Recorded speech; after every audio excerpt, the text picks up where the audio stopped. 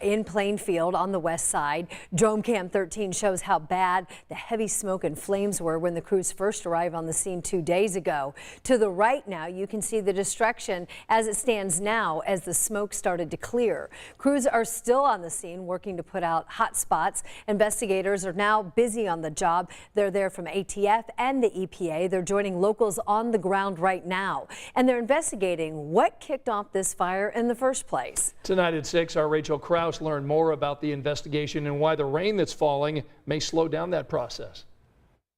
But by our standards, we're considering the fire out. More than 50 hours, 2 full days after fire crews first arrived at the Walmart Fulfillment Center in Plainfield, the fire finally out.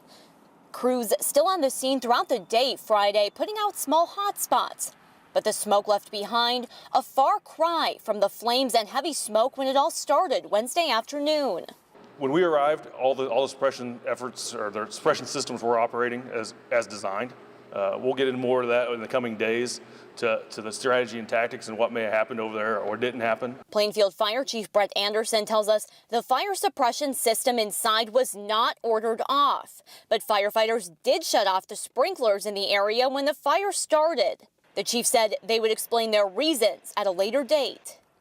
As for how the fire started, that investigation is now underway with ATF crews on site. We have a lot of resources to include explosive canines. We have specific certified fire specialists, and they're really tuned with how fire spreads, how fire starts. Chief Anderson says over the next few hours, their crews can pivot from putting the fire out to helping support crews on the ground with the investigation, which begins as soon as it's safe for investigators to go inside. It's going to be slow, methodical. It's going to take several days, weeks, maybe even months to determine what might have happened over there. And a federal agency is now investigating the air and water following that huge fire. The Environmental Protection Agency told us today they've got a network of monitors, including this one. This is in Avon. The EPA is telling us today's rain ought to help with the air quality in surrounding neighborhoods. The agency is now warning people to wear a mask and gloves if handling that debris that fell from the fire.